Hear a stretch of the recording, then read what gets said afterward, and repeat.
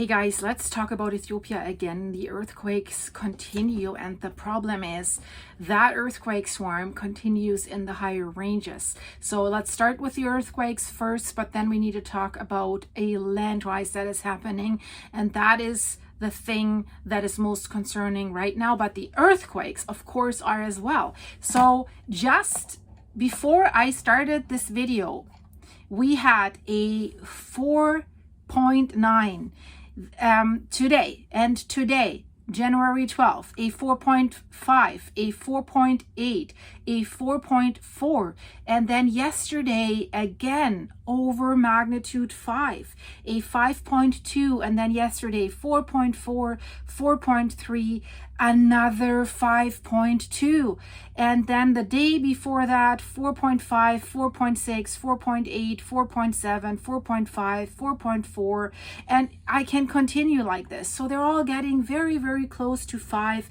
and they're also going over magnitude 5. And look at that map here. You see that there's two tectonic plates separating from each other, creating a rift valley. And then you see the Dofen volcano and the Fentale volcano. And then you also see the capital of Ethiopia, Addis Ababa. So this region, this is the region that we're talking about in this video. Let's call it the Fentale volcanic complex that is in the main Ethiopian rift valley. That area has seen increased seismic activity basically since October 2024, and it has been going on steadily. I've just shown you the list of the last 3 days, but we can, if we go further for this month especially, it's been like this all the time with a 5.8 on January 4th. So really in the high ranges. But in late December 2024, this is when we saw this activity. Really, the frequency spiked with several magnitude 5 earthquakes, and that was accompanied by an opening, let's call it steam vents. Some say eruption, but it's steam vents releasing steam and gases from underground, and also mud and water and some rocks. And they think that this surge that happened there is linked to magma movement. So it's not just tectonic.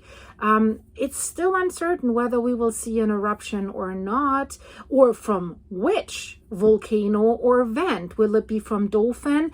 The last few days we thought it's rather Dofen. Now it's kind of shifting back to Fentale, but that can change from day to day. Or will we see a fissure opening between both volcanoes? Because that will then be very, very long, way longer than what we've seen in Hawaii or in Iceland. So that will be very, very catastrophic. And we've heard from viewers before, there's only one major artery that basically supplies Addis Ababa from the port, and now they've built a new railroad right there. So the earthquakes alone can do a lot of damage to that major artery, but also if there's lava flows, and then how do people in Addis Ababa get their supplies? So yes, stock up if you're there. Don't go crazy, but have enough water and food for a week or two. I would do it longer, but at least have something, should something be happening. So magma movement, that's what most people, most scientists are quite sure. Could be a new location too, not only Fentale or Dofen, or in between them. So let's just look at this number, and we can't measure all the small ones. It's just the big ones that we can measure right now, because there's not a sophisticated measuring system with seismic stations in place. So between January 4th and January 6th, we had over 20 earthquakes that have struck this Awash Fentale area. Awash is that region. And strongest magnitude 5.8 on January 4th near the Dofen mountains. And then we've seen something happening in these mountains. Is it an eruption, like the steam coming out, the fissure getting longer? You see it in the background. It was really quite something. So this tremor already, the 5.8, has caused significant damage to infrastructure and buildings, and for example, to the Kesem sugar factory. You see the picture here of the sugar factory. So that's quite a large building. So there we see the destructive potential of this ongoing seismic activity. So the 5.8 has done significant damage. So we can't wash that away and say nothing's going to happen. So there's over 100,000 people affected across these two regions, the Afar region, the Awash region. So roughly 60,000 in Afar, 20,000 in Oromia, and then many residents are still uncertain what the appropriate measurements are that they should take. What should they do? So the government has already relocated people, about 30,000 people, and they're working to evacuate more people. So roughly 80,000 people are about to be evacuated. We're talking about 100,000, that's what we hear, that they're being evacuated. And there's an urgent need. What they need for these people is like food, and they need to truck water to meet the immediate need of these displaced people. They need to eat and drink. They need to be somewhere. So the government has opened up 3 relocation sites in the Awash district, in Daido, Asbole Boda, and Medala. Then 4 sites in the Dulecha district that has been affected very much as well. Gariato, Hadale Abur, Gudili, and Daido. I hope I pronounced this somehow right. Probably not. And then they have 8 sites in Oromia, Tututi, Turo, Gidara, Alge, Galcha, Fateledi, Sarawaiba, and Matahara town. But what we've heard is that the government is considering reducing the number of sites and maybe having it more together in one site. Good thing is, so far, we have no reported casualties. Infrastructure damage, that's a different thing. Lots of homes have collapsed. Health centers have been damaged, schools and roads. We've seen these big cracks on the roads that kept widening as well. So with these widening fissures that are affecting several roads, there are also concerns about that nearby dam. And this time, this is the Kessen Dam. So if the sugar factory has been damaged, right, it's valuable to have concerns about that dam. They also call it the Sabure Dam. So although this dam is designed to withstand earthquakes up to a magnitude of 5.6, we had 5.8, so it's getting close. It's reaching these limits, right? And the thing is, it holds a significant volume of water, and any failure in this dam could result in catastrophic flooding downstream if a lot of water all of a sudden floods downstream. So that could potentially affect hundreds of thousands of people. So what they're doing right now, they're looking at that dam. They're trying to get a scientific assessment of that dam, and of everything that is going on. But they say predictions about earthquakes and volcanic eruptions, everything remains uncertain. But what they have understood now, they need to address the vulnerability of local infrastructure. That is definitely clear by now. So the seismic activity that keeps continuing, it's parts of Afar, Oromia, but particularly in Awash and the Dulecha districts. So let's look further. Between January 8th and January 10th, 18 earthquakes ranging from 4.4 to 5.3 in magnitude, and total number of tremors in the past week in that high magnitude 50, but probably hundreds of thousands in the smaller ranges that just can't be measured. They're all at a depth of roughly 10 kilometers, so they are shallow. Strongest is still the 5.8 that we've seen on January 4th near the Dofen mountains.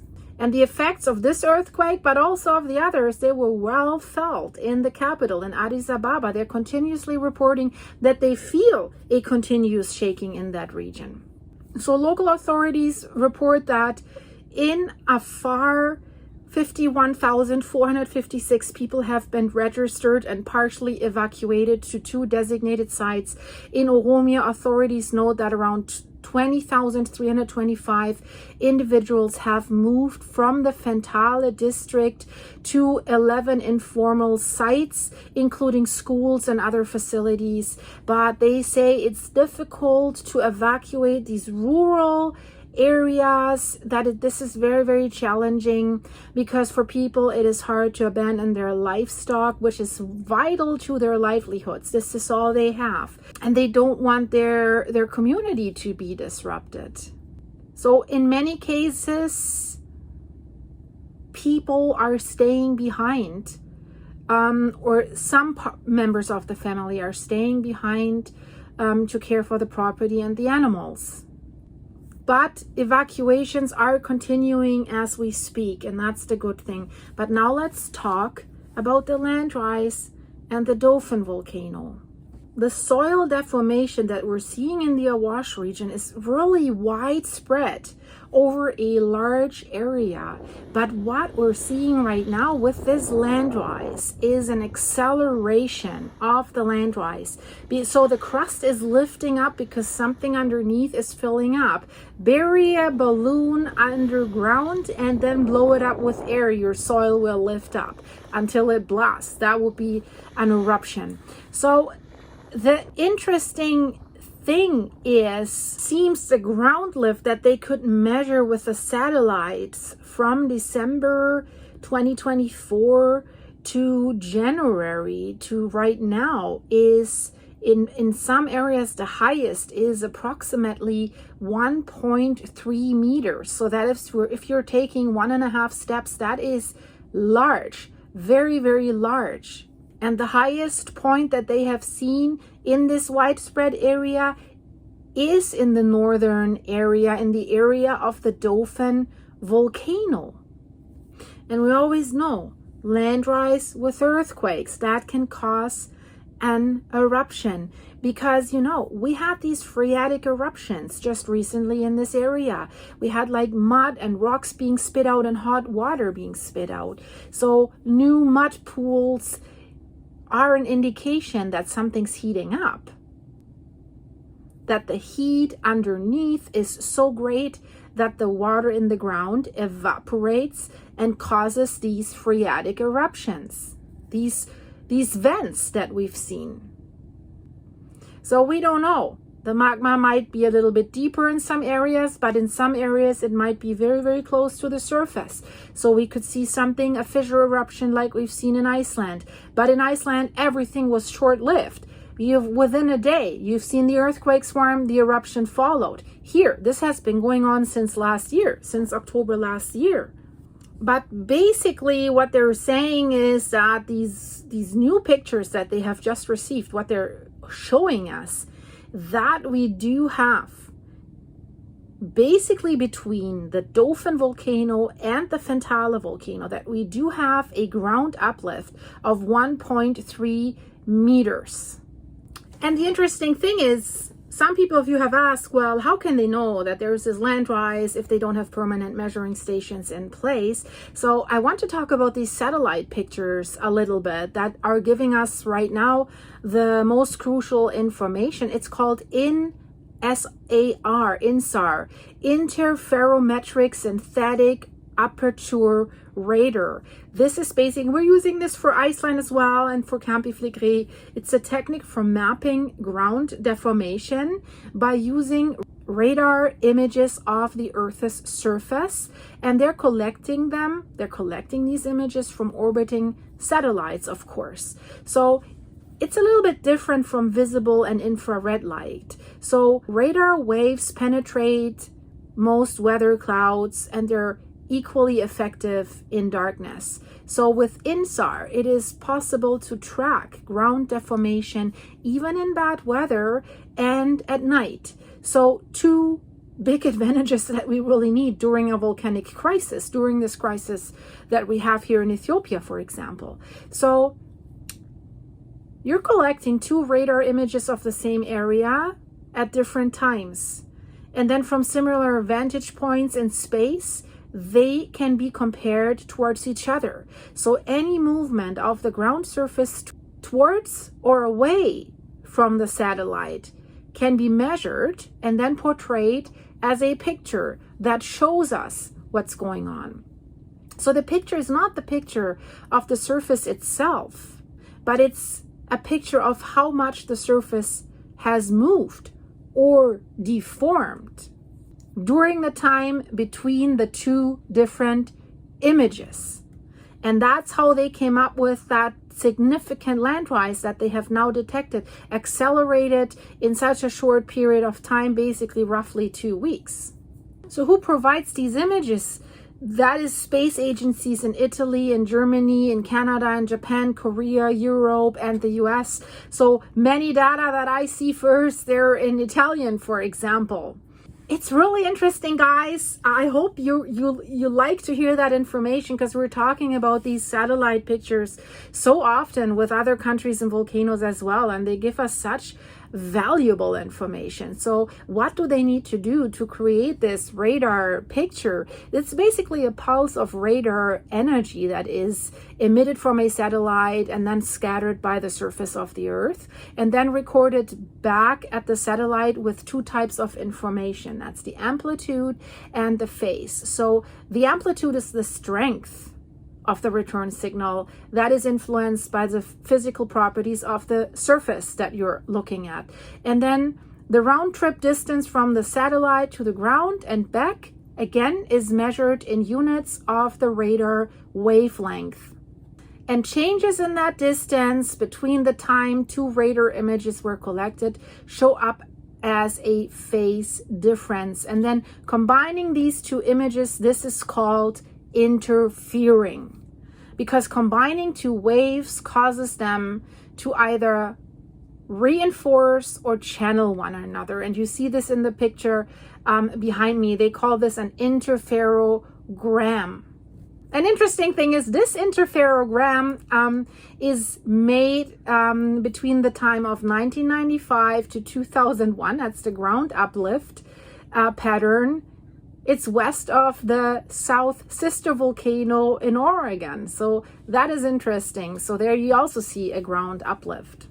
So with this technique, it's really possible to cover a very large area. And this is very important here in Ethiopia because the ground uplift spreads over a very large area. So with these images, it is possible to control that area, which would be difficult if you had have to have stations on the ground in such a large area.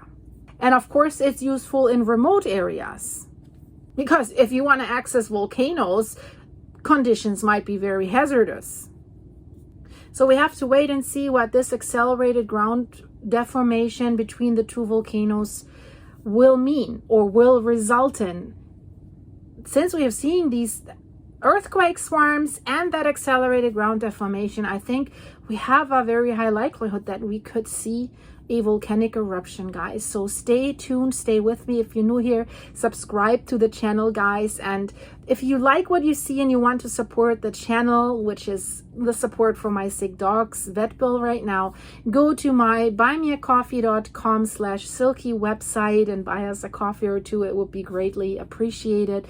Thank you so much, guys, for your support, for being here, for watching these videos. And yeah, more news soon. As you can see, I'm still in an RV. I'm on the road again for Apollo's next appointment, and I'll keep you updated about that in my membership section. So if you want to become a member where I can share more private stuff, I would love to see you there, guys. Everything that you need to find the coffee and the membership stuff, the links are in the description of this video. So just scroll the screen and there's the description of this video and it's all there. See you soon, guys. Stay safe. Bye bye.